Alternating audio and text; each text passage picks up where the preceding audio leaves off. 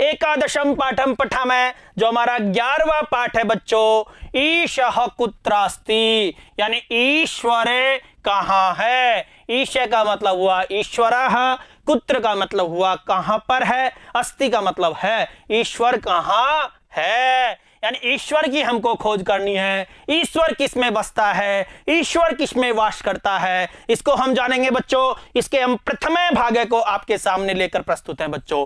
पहले भाग का अध्ययन करेंगे बच्चों। कौन से भाग का? पहले भाग का। इससे पहले बच्चों हम 10 पाठों का अध्ययन कर चुके हैं। अंतिम जो हमने पाठ पढ़ा था कंथा माणिक्यम यानी गुदड़ी का जो लाल पाठ था, वहां तक आपके अच्छे से समझ में आया होगा। इसी आशा और विश्वास के साथ मैं आपके सामने ये पाठ ईशः कुत्र अस्ति का पहला भाग आपके सामने लेकर प्रस्तुत हूं बच्चों। इसमें हम क्या देखेंगे? पाठ परिचयः, पाठ का परिचय जानेंगे। इसके अलावा ईश्वरस्योचित स्थानम च, और ईश्वर का उचित स्थान कहां पर है, यानी ईश्वर का स्थान कौन किस में होता है, अर्थात ईश्वर कहां वास करता है, इसको जानेंगे बच्चों। प्रथमतः द्वितीय पर्यंतम पद्यम पढ़ेंगे, यानी पहला और दूसरा पद्य हम इस भाग में अध्ययन करेंगे बच्चों। इस पाठ में कुल 6 पद्य है, इनका हम 2-2 पद्य करके 3 भागों में इस संपूर्ण पाठ का अध्ययन करेंगे। पुनः सर्वेषां स्वागतम। आइए देखते हैं पाठ परिचय किस प्रकार का पाठ परिचय है। आप देख रहे होंगे बच्चों, ये हमें चित्र दिखाई दे रहा है किसका? प्रस्तुत पाठ नोबेल पुरस्कार विजेता, यानी जो ये पाठ है नोबेल पुरस्कार के विजेता कौन?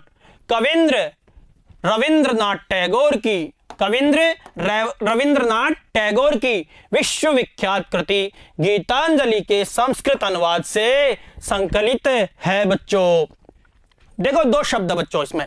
कविंद्र जो शब्द आया है, कवियों में इंद्र, कवि प्लस इंद्र 2 शब्द है बच्चों इसमें। कवि यानी कवियों में इंद्र, कवियों में भी अर्थात राजा। कवियों का कौन? राजा। वो कौन है? रविंद्रनाथ टैगोर को इसकी संज्ञा दी गई है। और उनकी विश्वविख्यात कृति कौन है? गीतांजलि। और गीतांजलि के संस्कृत अनुवाद से संकलित किया गया है प्यारे बच्चों। गीतांजलि के संस्कृत अनुवाद से यह संकलित किया गया है। आइए देखते हैं इसमें। इस पाठ में कवि ने ईश्वर की वास्तविक सत्ता को किसानों, मजदूरों और गरीबों में दर्शाया है। यानी कवि ने, जो कवि है अर्थात रविंद्रनाथ टैगोर है, उन्होंने क्या बताया है? ईश्वर की जो वास्तविक सत्ता है, यानी ईश्वर की जो वास्तविक, ईश्वर का जो वास है वास्तविक, वो किसानों, मजदूरों और गरीबों में दर्शाया है। और इसके अनुवादक कौन है? कोल व्यासराय शास्त्री है। यानी इस पाठ के अनुवादक, यानी संस्कृत में अनुवाद किसने किया था? कोल व्यासराय शास्त्री ने। तो बच्चों हम ईश्वर का वास देखते हैं पहले पद्य के साथ में। देखो, देवागारे पिहित द्वारे तमो वृत्यस्मिन् भजसेकं त्यज जपमालां त्यज तव गानम नास्त्रे स्फुटय दर्शम। यानी देवागारे, देव प्लस आगारे, पिहित द्वारे, देवागारे पिहित द्वारे तमोवृत्यस्मिन् भजसेकं त्यज जपमालं त्यज तव गानम न अस्ति अत्र ईशः नास्त्यत्रेष स्फुटय दर्शम। यानी बच्चों इनका हम कठिन शब्द देखते हैं बच्चों। तमोवृत्य का अर्थ हुआ अंधकार से आच्छादित। तमोवृत्य का मतलब हुआ अंधकार से आच्छादित। पिहित द्वारे यानी बंद दरवाजे वाले में, बंद दरवाजे वाले में। उसी प्रकार से देवागारे, देवालय में, देव मंदिर में। त्यज यानी छोड़ो, त्यज का मतलब हुआ त्यागो या छोड़ो। नास्ति, न अस्ति अत्र ईशः, यानी न यानी नहीं, अस्ति यानी है, अत्र यानी यहां पर, ईश्वर यानी यहां ईश्वर नहीं है। दर्शम यानी दृष्टि को, स्फुट है यानी खोलो। आइए इसका सबसे पहले हम क्या देख लेते हैं? प्रसंग देख लेते हैं बच्चों, अन्वय देख लेते हैं और इसका भावार्थ देख लेते हैं। सबसे पहले प्रसंग की ओर चलते हैं। यानी कहा है यह श्लोक हमारी पाठ्य पुस्तक शाश्वती प्रथम भाग के 11वें पाठ ईशः कुत्रास्ति से उद्धृत है बच्चों। मूलतः यह पाठ गुरुदेव रविंद्रनाथ टैगोर की सुप्रसिद्ध रचना गीतांजलि के संस्कृत अनुवाद से संकलित किया गया है। इसमें कवि का कथन है कि अपनी आंखों को खोलो तथा ईश्वर को सही स्थान पर खोजने का प्रयास करो। यानी जो ये पाठ है इसका हमको प्रसंग हमेशा लिख के आना है व्याख्या के साथ में बच्चों। तो ये पाठ शाश्वती के प्रथम भाग के 11वें अंश से ये बात आ गई समझ में आपके। उसी प्रकार से मूलतः ये पाठ गुरुदेव रविंद्रनाथ टैगोर की सुप्रसिद्ध रचना गीतांजलि के संस्कृत अनुवाद से संकलित किया गया है। अब मेन जो इस श्लोक में क्या कहा गया है, इसमें कवि का कथन है कि अपनी आंखों को खोलो, यानी अपनी आंखों को खोलो तथा ईश्वर को सही स्थान पर खोजने का प्रयास करो। तो आइए अन्वय को देखते हैं। अस्मिन तमो वृत्ते पिहित द्वारे देव अगारे कम भजसे जपमालम त्यज तव गानम त्यज दर्शम स्फुटय अत्र ईशः न अस्ति। तो बच्चों इसमें क्या कहा गया है, यानी कवि कहता है कि अस्मिन तमो वृत्ते यानी हस्मिन यानी हिस, तमो वृत्ते यानी तम से आवृत अर्थात अंधकार से युक्त, अंधकार से आच्छादित युक्त, पिहित द्वारे, पिहित द्वारे का अर्थ है बंद दरवाजे वाले, बंद दरवाजे वाले, देव अगारे यानी देव अगारे यानी देवताओं का आवास होता है अर्थात देवालय, अर्थात देवालय में कम भजसे तुम किसका भजन कर रहे हो, तुम किसका भजन कर रहे हो। आगे कहता है जपमालाम त्यजे, और जो तुम ये मंत्र वगैरह जप रहे हो ना ये जपमाला से, उनको क्या करो, त्यागो, यानी उनको छोड़ो, उनका त्याग करो। तव गानम त्यजे, और तव यानी तुम्हारा, षष्ठी विभक्ति का रूप है बच्चों, तव यानी तुम्हारा जो गान है उसको भी क्या करो, त्यज यानी त्यागो। दर्शम स्फुटय, और आगे कहा है कि तुम्हारी आंखों को खोलो, तुम्हारी दृष्टि को, तुम्हारे नेत्रों को खोलो तथा देखो अत्र ईशः न अस्ति, यहाँ ईश्वर नहीं है। यानी इस तमोवृत्ते यानी इस कवि का कथन है कि हे मानव, इस अंधकार से आच्छादित बंद दरवाजे वाले देवालय में तू किसका भजन कर रहा है। हे मानव, तू इस ये अंधकार से आच्छादित बंद दरवाजे वाले देवालय में किसका भजन है कर रहा है। कम भज से यानी किसका भजन है कर रहा है। जप मालाम त्यजे, मंत्र आदि जप करने की माला को छोड़ो। तब गानम त्यजे, तुम्हारे गीत भजन आदि को छोड़ो। दर्शम स्फुटय, और दृष्टि नेत्रों को खोलो। अत्र ईशः न अस्ति, यहाँ ईश्वर नहीं है। तो इस प्रकार से हमारा जो अन्वय था इसका हमने भावार्थ देखा बच्चों। तो यहाँ कवि ने मनुष्य को अज्ञान रूपी अंधकार से दूर होकर ईश्वर को सही स्थान पर खोजने की सत्प्रेरणा दी है प्यारे बच्चों। तो इसका हम वापस श्लोक की ओर चलते हैं बच्चों। यानी इसमें कहा है देवागारे पिहित द्वारे, यानी इस बंद दरवाजे वाले मंदिर में, देवालय में, तमोवृत्ते अस्मिन, और अंधकार से आच्छादित इस मंदिर में, भज से कम यानी किसका तुम भजन कर रहे हो। त्यज जप मालाम, और तुम्हारे जो मंत्र आदि जप करने की जो ये माला है उसको छोड़ो। त्यज तव गानम, और तुम्हारे उस गान को छोड़ो, यानी जो तुम गीत गा रहे हो भगवान का उसको भी छोड़ो। नास्ति अत्र ईशः, यहाँ ईश्वर नहीं है। स्फुटय दर्शम, यानी तुम क्या करो, खोलो, तुम्हारी दृष्टि को खोलो। इस प्रकार से जो कवि है उन्होंने इस श्लोक में ये कहा है, क्या कहा है कि अंधकार से आच्छादित बंद दरवाजे वाले देवालय में तो किसका भजन कर रहा है। मंत्र आदि जप करने की माला को छोड़ो, तुम्हारे गीत भजन आदि को छोड़ो, दृष्टि को खोलो तथा देखो यहाँ ईश्वर नहीं है।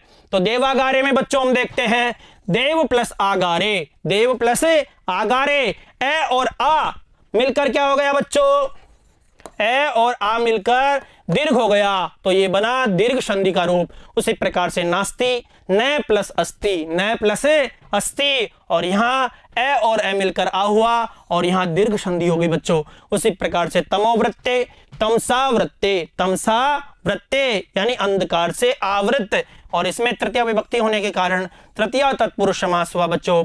इसको हम देखेंगे नास्ति, नास्ते त्रेस, यानी न प्लस अस्ति प्लस अत्र प्लस ईशः, यानी न और ए मिलकर न हो गया। और इस ई का ये हुआ बच्चों यहाँ, और ये में ए मिला, देखो ये हो गया, और यहाँ ए और ई मिल करके गुण हो गया त्रिश है। इस प्रकार से यहाँ पहले दीर्घ संधि हुई, फिर यण संधि हुई ई को यणची सूत्र से, इसके बाद में यहाँ गुण संधि हुई। तो बच्चों इसके साथ ही हमारा ये पहला श्लोक पूरा होता है। आइए दूसरे श्लोक की ओर चलते हैं।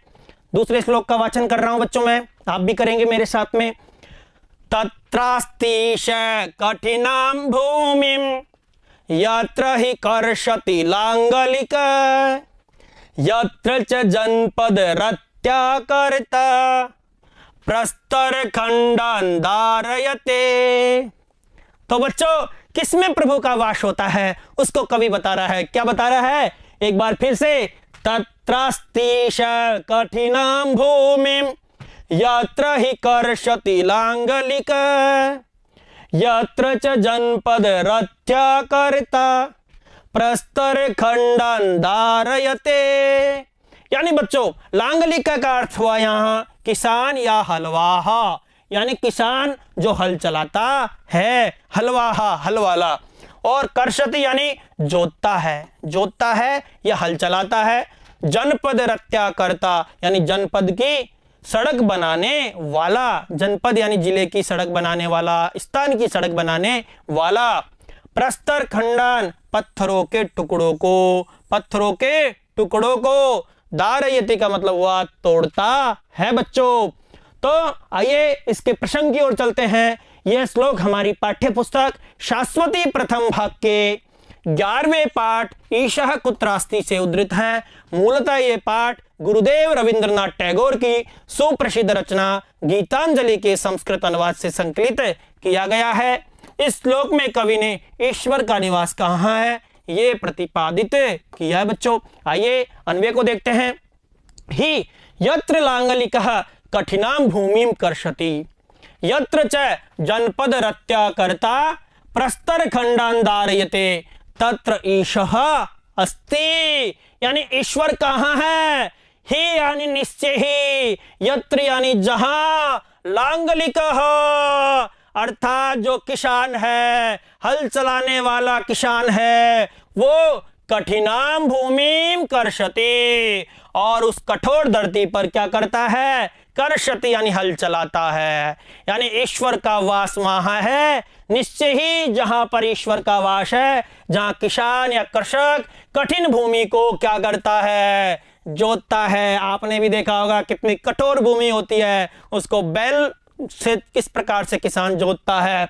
यत्र च जनपद रत्या करता, और जहां, और ईश्वर का वास कहां है, और दूसरी जगह यत्र च जनपद रत्या करता, जहां जनपद की अर्थात नगर की सड़क बनाने वाला, जनपद यानी नगर की, रत्या करता यानी सड़क बनाने वाला मजदूर प्रस्तर खंडान धारयते अर्थात पत्थरों के टुकड़ों को क्या करता है, धारयते यानी तोड़ता है।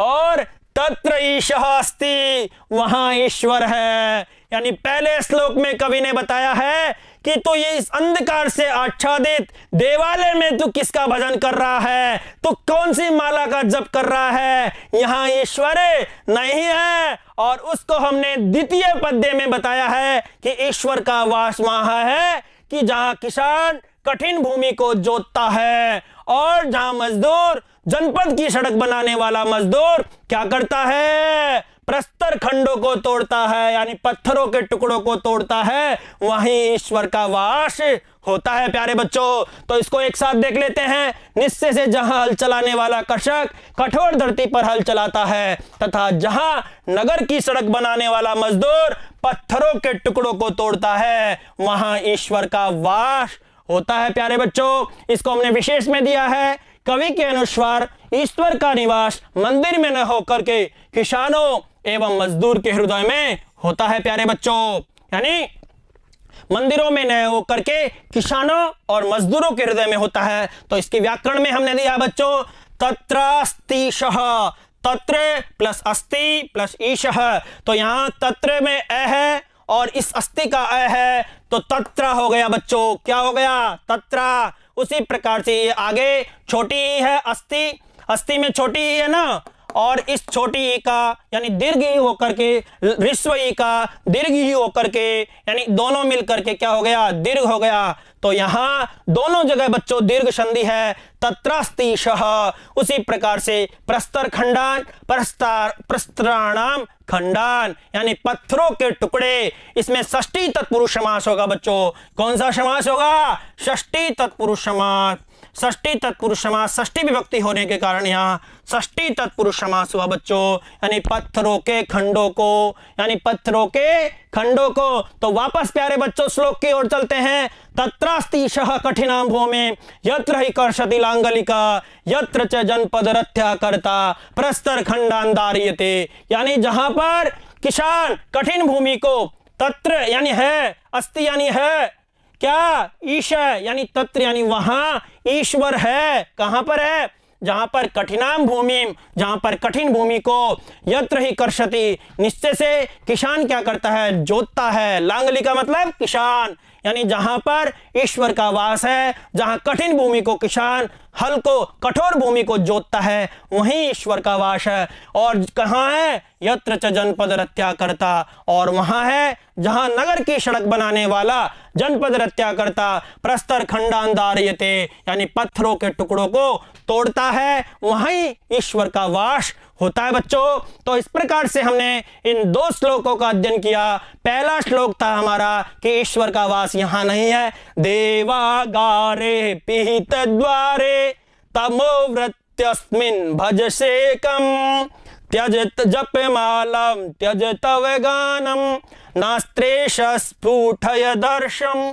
और दूसरा हमारा ये श्लोक था, दूसरे श्लोक में हमने देखा था प्यारे बच्चों, तत्रास्ति शः कठिनां भूमिं यत्र हि कर्षति लांगलिका यत्र च जनपद रथ्या कर्ता प्रस्तर खंडान धारयते। इस प्रकार से पहले श्लोक में हमने ईश्वर का वास कहाँ है उसको जाना, दूसरे श्लोक में हमने ईश्वर का वास वहां होता है उसको जाना। इस प्रकार से हमारे दोनों श्लोक, ये दोनों पद्य अच्छे से समझ में आया होगा।